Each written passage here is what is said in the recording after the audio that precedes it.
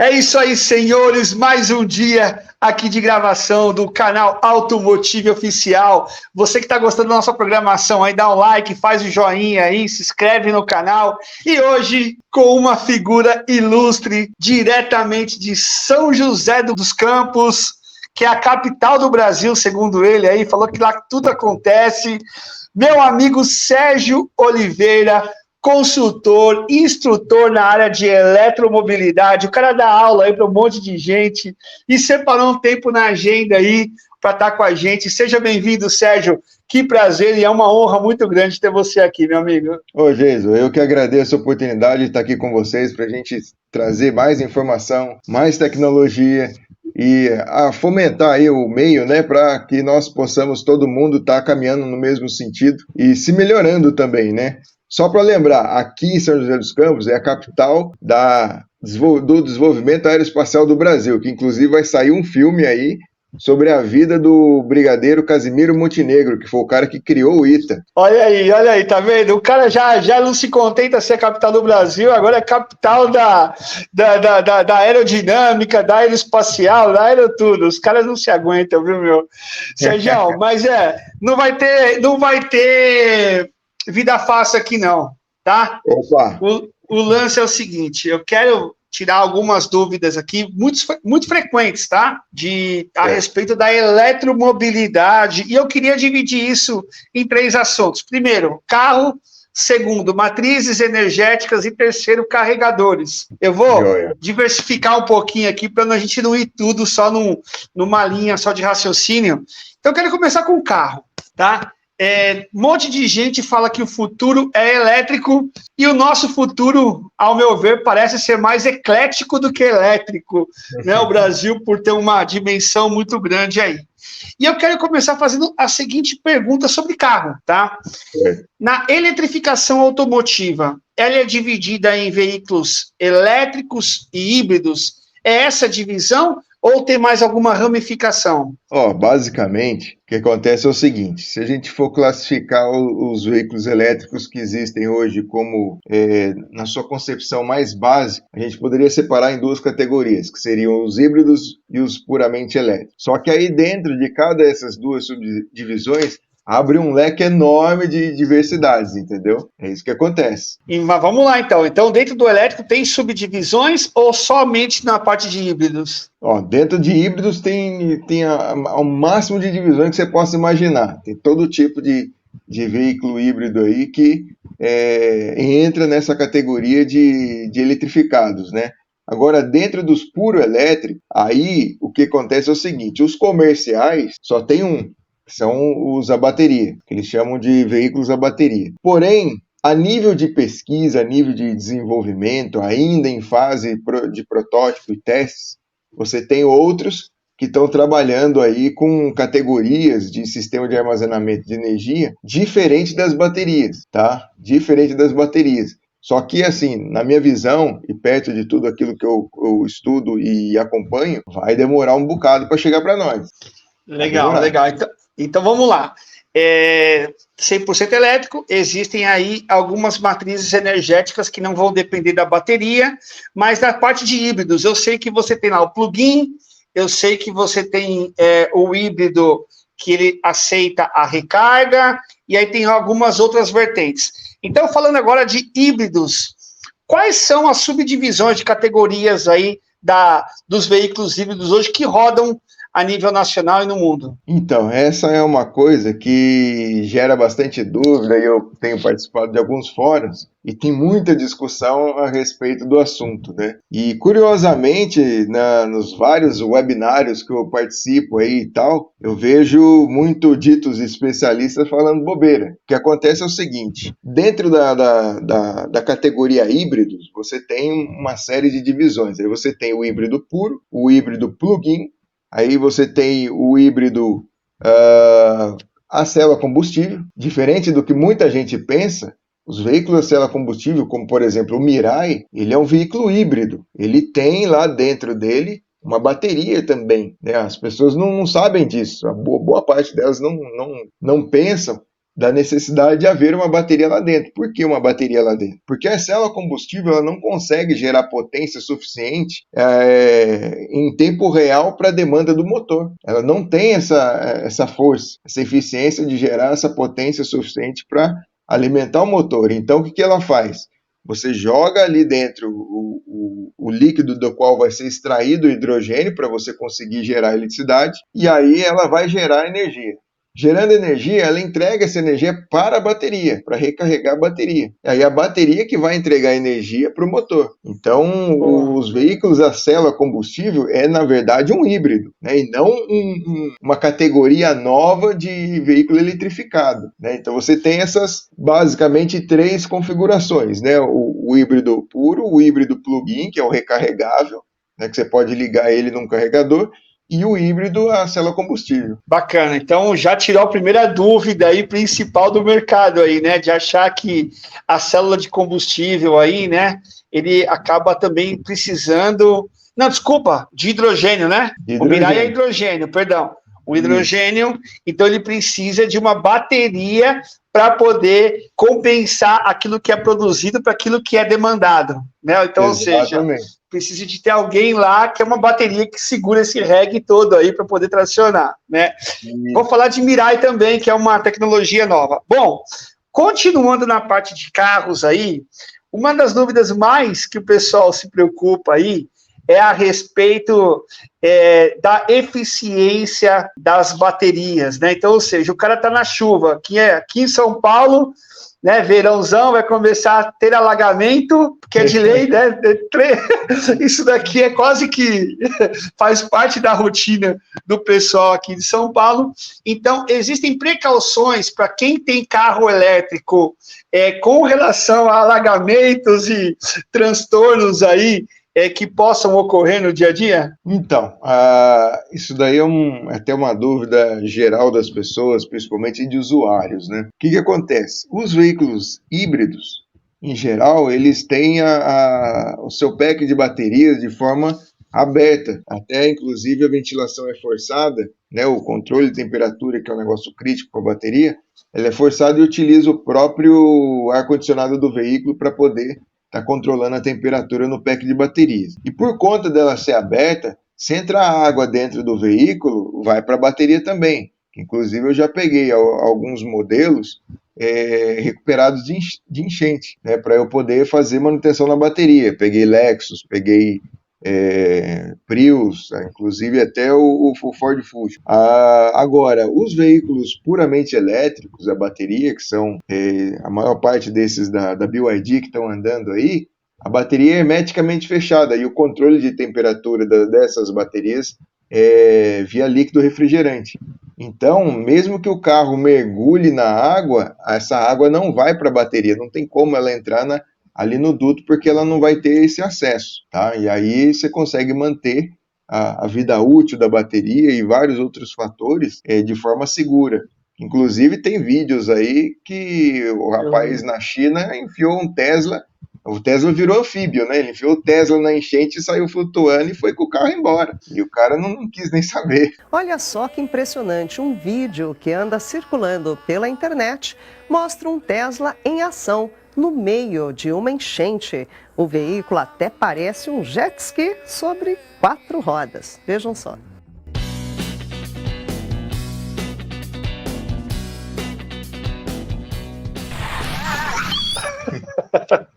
Não, legal, então tá bom. Então o híbrido tem que tomar, assim, alguns cuidados, né, por conta da tomada de ar que ajuda a fazer a troca de calor das baterias. O elétrico, ele praticamente é vedado, né, porque o sistema de arrefecimento lá é líquido, né, então essa troca de calor é feita de maneira, através de uma solução líquida lá para poder manter as baterias na temperatura ideal. Outra pergunta sobre carros aqui, tá? Você vê que o negócio aqui tá recheado de perguntas, né, Sérgio? Você vê que você não pode fugir aqui um pouquinho. Com relação, imagina o seguinte, o cara tá andando, tá lá com o carro elétrico, e aí pegou um congestionamento, algo que é também muito natural aqui em São Paulo. Nas outras capitais eu acho que não tem isso, em Pernambuco não tem, Curitiba não tem, é só em São Paulo que acontece isso, meu amigo. Mas de repente começa lá ter um problema a respeito de um congestionamento, né? E o cara tá lá com uma carga da bateria que ele tinha planejado para poder fazer aquele percurso e chegar bem no local, né? Nesse sentido, de repente ele não tem lá, ele está numa marginal Tietê, pista central aqui, você não tem para onde sair, né? Você está lá na pista central, é só algumas saídas, então você imagina a situação. Como proceder? O carro ele tem alguma tecnologia, ele ajuda a detectar isso e ele começa a preservar um pouco mais a bateria, porque o carro a combustão é o seguinte, é quando a luzinha cai no laranja lá, você sabe, meu Deus do céu, eu tenho aí rapidamente o próximo posto de gasolina, né? Mas e no carro elétrico, como é que isso funciona? Então, o carro elétrico, o legal é que assim, e até é bacana você perguntar isso, porque a gente traz à tona uma situação que é muito pertinente sobre a eletromobilidade devido à desinformação, principalmente do usuário, do proprietário do veículo. Por quê? Porque acontece o seguinte, o pessoal acha que carro elétrico é ruim, é isso, é aquilo outro, por conta das autonomias de bateria e tal, porque o cara não entende que não é um carro. Na verdade, é um tremendo de um sistema de armazenamento de energia com 4 rodas e que ainda pode te levar para o trabalho. Você não pode tratar ele como um carro.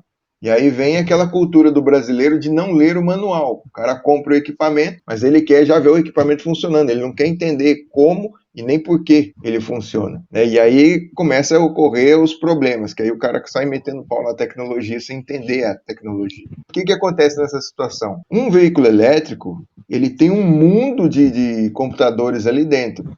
E desses computadores é dedicado único e exclusivamente para o gerenciamento de energia. Então, se ele percebe que o carro não está desempenhando deslocamento, o que ele vai fazer? Ele vai começar a trabalhar para que o mínimo de potência possível seja consumida da bateria. E aí, dessa forma, ele entra como se fosse num estado de stand-by. Ele está consumindo, mas bem pouquinho, mas fica em stand-by, né? Então, várias outras funções que drenam a energia da bateria, elas passam para segundo plano, que elas ficam em alerta, que algumas coisinhas são ligadas à bateria de alta, como, por exemplo, o ar-condicionado do veículo, alguns setores desses são ligados à bateria de alta, outros ficam na bateria de baixa.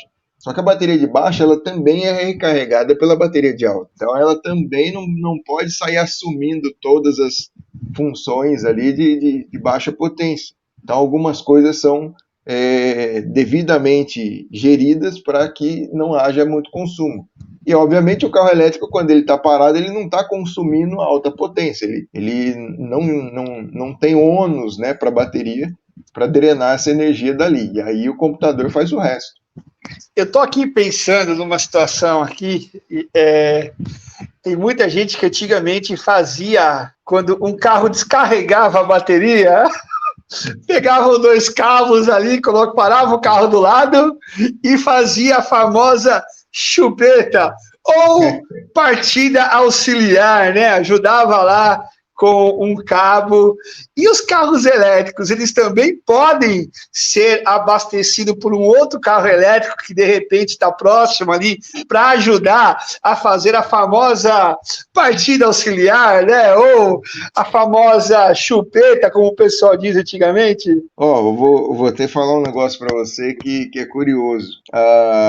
Depois do que eu comecei a estudar esse negócio de bateria e tal, né? E aprender e a entrar nesse mundo, eu descobri que toda a minha vida eu acreditei e fui ensinado assim, da forma errada de como fazer uma chupeta numa bateria. Porque o pessoal coloca os 2 cabos, né, lá de positivo e negativo, lá nos terminais da bateria, e o outro carro tá ligado e o cara começa a acelerar lá para poder, né, passar da rotação de recarga e deixar. Isso está errado. Não é assim. Como é que o cara tem que fazer? Ele põe o cabo positivo na bateria que vai receber carga, e o negativo ele põe na carcaça do carro, no terra do carro, na massa. Você não põe na bateria lá, você põe na massa do carro, né? Por conta tem faiscamento e tal, e dependendo do estado da bateria, ela pode estar eliminando gases que são inflamáveis. Agora, pensa, para fazer isso com carro elétrico, como? Não tem jeito, porque se você for tentar fazer qualquer coisa nesse sentido, não vai dar certo. E você ainda pode queimar o teu carregador interno do veículo, porque ele precisa se comunicar através de uma rede de comunicação, geralmente a rede CAN, ele precisa se comunicar com o carregador, para ele dizer para o carregador, olha, eu estou num estado de carga X e vou precisar de X sobre 2 de potência para você jogar para cá. Você tem? Ah, tenho. Pum, aí o carregador libera. É isso que eles conversam entre si.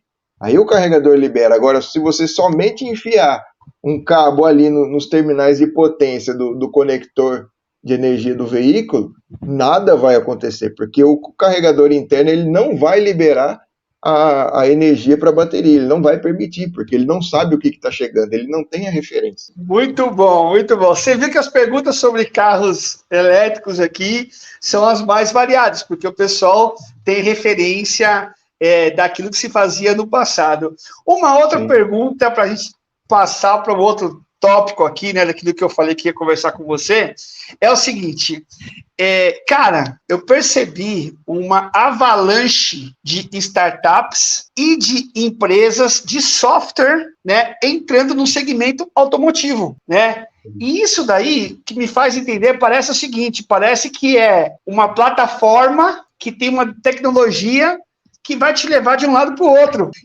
Existe uma quantidade de itens para você no carro que você escolhe, e é muito parecido com as empresas de software, né? Você tem lá uma Apple, você tem lá uma Nokia, nossa, Nokia já foi, né? Mas você tem Apple, você tem sistema operacional Android, aí você tem diversos sistemas que agora estão sob rodas, cara.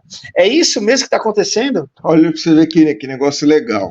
E eu, um mês atrás, eu dei uma palestra na Semana da Engenharia de uma universidade aqui de São José dos Campos, com o tema como a mobilidade elétrica e a inteligência artificial impactam no ofício da engenharia e no ensino da engenharia. E eu falei justamente sobre isso. Que de forma cíclica nós vivenciamos situações disruptivas na humanidade, ligado à tecnologia. Então, a tecnologia ela é uma fomentadora de mudança cultural de forma generalizada no planeta.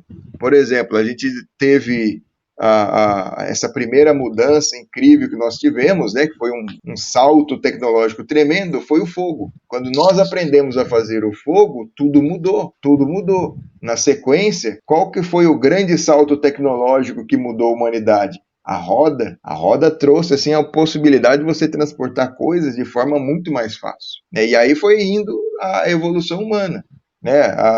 Já na nossa fase contemporânea, sua e minha, por exemplo, qual foi o grande salto tecnológico que nós tivemos? O celular. A partir do momento que nós tivemos o celular, as relações humanas se estreitaram bastante. Aí depois surgiu a internet, tudo mudou mais uma vez. Agora, o que está acontecendo como mudança de paradigma, mudança de como nós nos relacionamos? A inteligência artificial e a mobilidade elétrica juntas. Por quê? Porque a inteligência artificial, ela traz um automatismo de várias tarefas, digamos assim, um tanto maçantes para nós. Que ficaria na responsabilidade do ser humano. Ela assumiu essa responsabilidade, né? Ela assumiu essa responsabilidade. Isso não quer dizer que a inteligência artificial vai roubar emprego de um monte de gente. É isso aí. De certa forma, algumas vagas de emprego elas vão sumir porque é natural.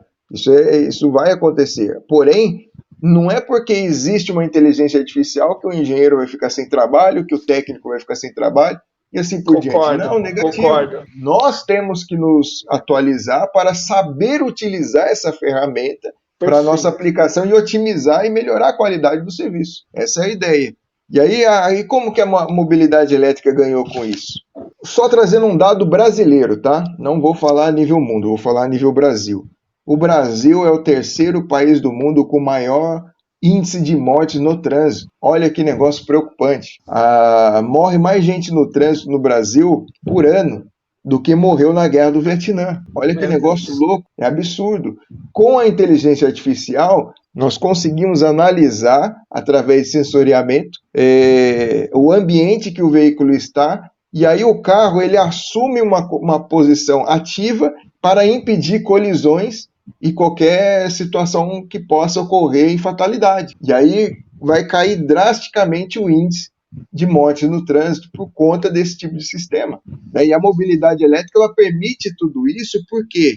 Porque eu tenho uma gama enorme de energia ali dentro que consegue alimentar todo mundo ali dentro. E eu concatenando todas as informações em tempo real que eu tenho de radar, câmera, processamento de imagem de forma digital, tudo isso, eu consigo gerar informação suficiente para eu atuar no sentido de impedir uma colisão. E olha que maravilha, e isso tem mudado bastante e vai mudar cada vez mais, como nós nos relacionamos, como nós acreditamos e confiamos na máquina em si, Porque eu mesmo, hoje, eu não teria coragem de permitir que um carro dirigisse se eu fosse um mero passageiro lá dentro. Eu não tenho coragem. Mas é uma questão de opinião pessoal. E de tempo. E de tempo. Mas você tá parecendo aquele filme do Will Smith lá, que ele entra naquela Audi lá, e ele fica bravo, né? Ele assume lá o carro, né? Chama Eu, Robô, o filme, né? Exatamente. Então, isso faz parte da tecnologia, então, né? Desse avanço que você está falando, né? Sim, a tecnologia que nos impulsiona para enxergar melhor as outras pessoas, né? Então, todas as questões da humanidade ela está ligada a relacionamento, né? E a tecnologia ela vem para fomentar isso daí. A mobilidade elétrica está fazendo uma tremenda de uma transformação no mundo. Boa. Bom, falamos aqui de carro, tecnologia, né? De carro. Eu não quero deixar de perguntar sobre as matrizes energéticas, né? Porque nós falamos agora um pouquinho aí sobre o Mirai, né? E o vídeo do Mirai, eu tenho esse vídeo, é muito legal, como é que ele fabrica o hidrogênio quando sai lá no escapamento, o H2O, né? Sai lá no escapamento e é muito legal. E você falou de uma coisa interessante, né? Que ele tem bateria, então ele é caracterizado como híbrido também. Mas nós falamos hoje de combustíveis, como célula de combustível, nós falamos de combustível sintético, ou seja, você tem uma vertente, né? Uma quantidade de matrizes energéticas que elas estão aí disponíveis também para fazer esses carros movimentarem, entendeu?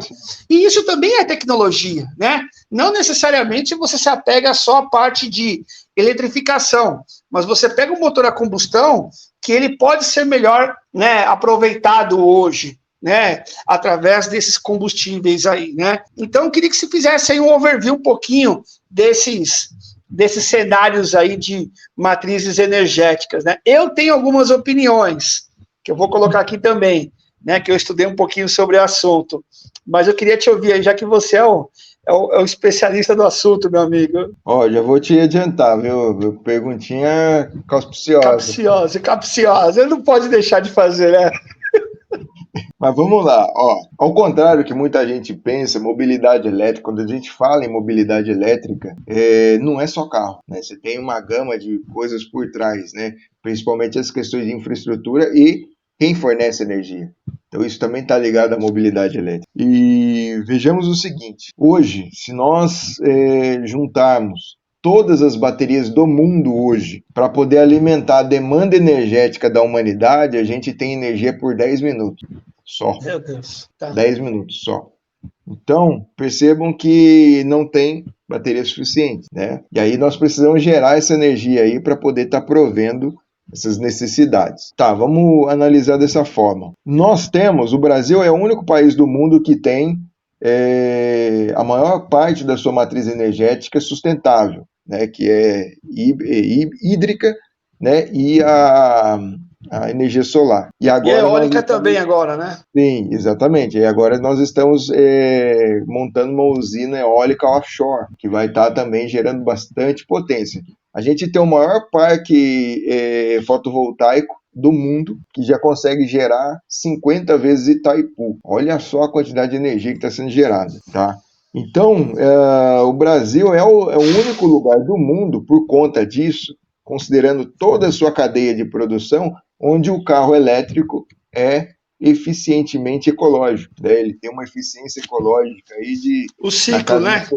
Exatamente. na casa de 70% a 80%. Já é possível hoje, já existe tecnologia disponível de forma comercial para conseguir reciclar 95% da bateria. Olha. 95%. Então já é um tremendo de um avanço para tornar os carros, digamos assim, mais amigável, de forma sustentável, né? E aí a gente entra em outras questões.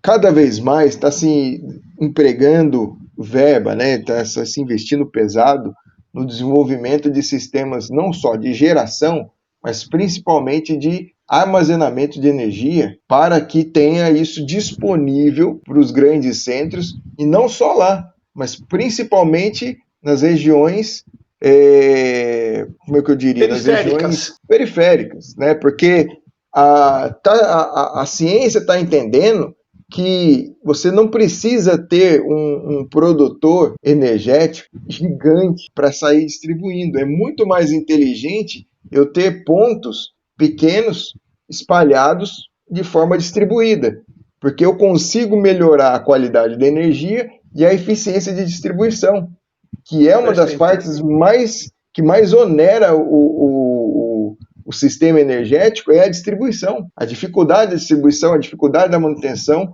no sistema de distribuição, isso onera muito o sistema energético. Então, se eu tiver pontos gerando eletricidade e contribuindo com a rede, fica muito mais fácil e é mais eficiente para eu poder administrar isso daí, né? Então, bacana. Eles já estão pensando nisso. E o outro lado que está crescendo bastante, né, nesse aspecto, não só da geração, mas principalmente na parte de armazenamento, é o interesse do agronegócio, né? Porque hoje está tendo tanta tecnologia empregada na produção de alimento que vocês não fazem ideia. Trator, tudo elétrico, semiautomático, autônomo, operador né? Autônomo. O cara está lá dentro só para ficar assistindo, ele não opera mais o trator. Ele só seta os pontos no GPS que o trator tem que ir e o trator vai. Tem drone para tudo quanto é coisa, para pulverização, para sensoriamento remoto, controle de praga, nutrição do solo, tem para tudo. Já o agronegócio hoje já está ficando independente de imagens de satélite para poder planejar a lavoura, porque está usando drone. E por aí vai várias outras coisas. Então é necessário levar uma fonte energética para dentro do campo. E aí como que eles estão fazendo isso? Aí tem vários meios que estão buscando, né? Fotovoltaica, eólica nem tanto, né? Porque é um sistema relativamente caro o investimento, mas fotovoltaico já está forte no campo. Então o próprio agricultor ele já está gerando a energia que ele consome. Ele já não está mais drenando da rede hoje em dia, né? E aí como que ele armazena isso daí? Tem vários meios, utiliza-se bateria e tal. Hoje a Universidade Federal da Alagoas está estudando um jeito de desenvolver um sistema de armazenamento de energia de forma mecânica. Olha que legal, você não usa bateria, que tem uma vida útil relativamente pequena, você usa um elemento mecânico. Aí como é que funciona isso? É exatamente igual o KERS da Fórmula 1, exatamente igual. Você tem uma roda de inércia que com a velocidade ela vai girar alta, ela vai estar hermeticamente fechada dentro de uma caixa que é simulado o vácuo ali dentro, né? Então tira-se a maior quantidade de ar possível desse vácuo e aí gira aquele negócio só para ter menos atrito possível. Aí quando você for consumir, a inércia daquilo girando vai gerar eletricidade para o seu consumo. E aí você consegue gerar potência desse jeito. Olha que negócio louco. Então está tendo bastante coisa bacana aí que está sendo desenvolvida e está se empregando uma verba enorme para isso, né? Então a gente não está parado. Bom, bacana. Bom, a última pergunta, e a pergunta do milhão aí, né? Para a gente já ir para os momentos finais aqui, porque essa entrevista, se Deus quiser, ela vai desmembrar aqui, vai ter novos capítulos aqui que eu vou te chamar para falar sobre assuntos mais específicos. Opa. Mas aqui era mais um bate-papo para a gente poder tirar as principais dúvidas, tanto do pessoal que vai fazer as manutenções dos carros, quanto dos próprios donos de carros que têm dúvidas sobre essas tecnologias. Eu quero falar sobre o Mirai, né, sobre carro movido Tem uns vídeos que saem na internet aí que o cara consegue movimentar o carro abastecendo com água, né? Você já viu aí, né? E aí o pessoal faz aquilo que é verdade, e aí fala que o brasileiro tem que ser estudado pela NASA, e aí de repente tem o Mirai, que é da Toyota, um carro que ele é movido a hidrogênio e gera H2O, ou seja, sai água pelo escapamento, meu amigo. E eu vi um pouquinho, né? Não pude dirigir o Mirai, mas eu vi como é que funciona. E a minha pergunta que eu tenho para você é a seguinte: você acredita que isso também é uma opção hoje? Não digo para que tempo, né? Mas eu digo assim, olhar para o Mirai e entender, olha, isso é uma opção bastante viável e que a gente pode colocar um pouquinho aí colocar a lupa em cima aí que o negócio pode dar bom, né?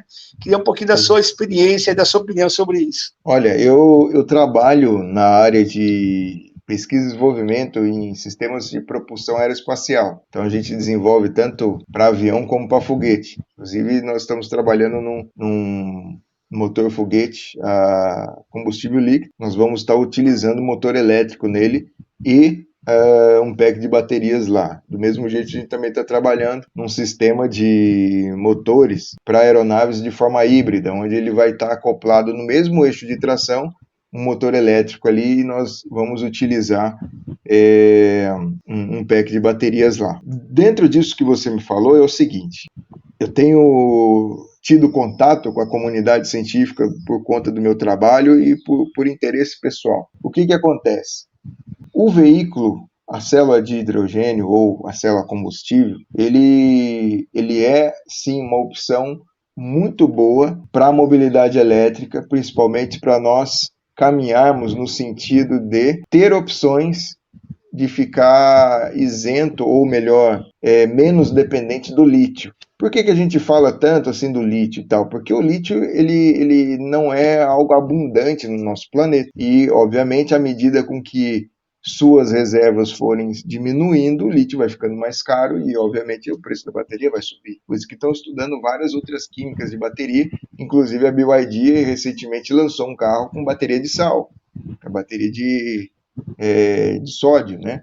Só que não tem o mesmo desempenho que o lítio. O lítio é o que permite o maior armazenamento de energia possível, né? Agora, e a célula combustível? Por que ela não se torna uma tecnologia mais popular e esse carro não vem a ser um produto comercial de fato? É simplesmente porque a célula combustível é um cara muito caro. Ela é um elemento muito caro, porque para produzir ela você precisa de platina, você precisa de ouro e vários outros elementos ali dentro que são raros na natureza, são caros para conseguir e principalmente para você poder modelar eles, né? Então todo o processo de produção da célula combustível não está numa escala industrial. Isso é um problema.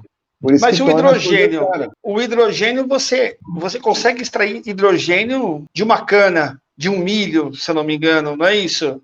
Que na verdade a produção de hidrogênio é outro problema, né? Porque ela consome muita energia, né? Então o jeito mais simples de eu produzir hidrogênio qual que é? A eletrólise, que é praticamente uma bateria, né? Igual um funcionamento de uma bateria.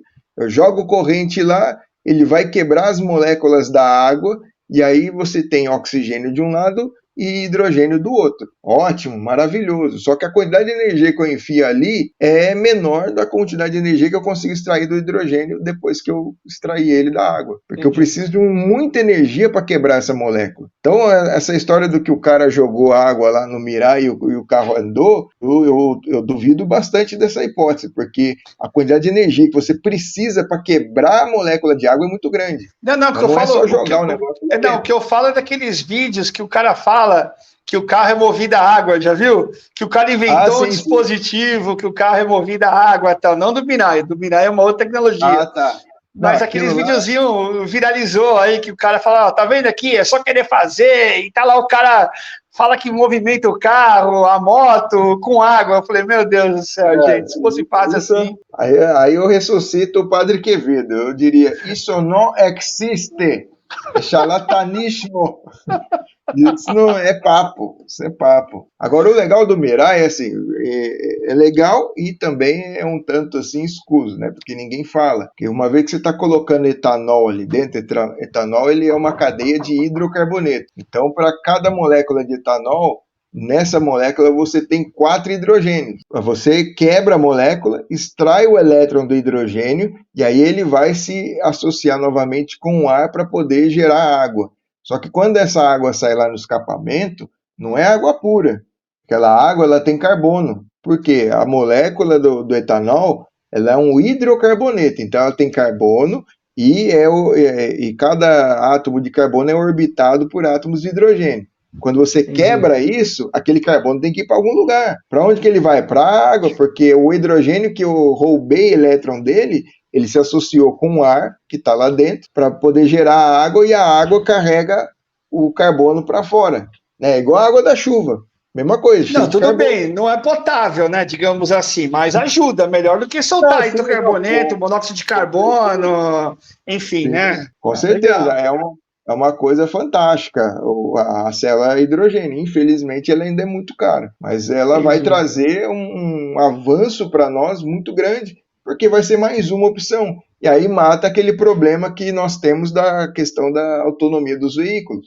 Pô, vou comprar um carro que só posso andar 300 quilômetros, aí para onde que eu posso ir com esse carro? Porque você tem que planejar isso daí, muito bem planejado, porque nós não temos estrutura de recarga no país, né? Então, em determinados lugares a gente consegue achar um carregador. E, já tem gente brigando para acessar o carregador. Aí eu já vi em shopping gente saindo quase que no braço, porque eu cheguei primeiro, eu vou carregar o meu primeiro.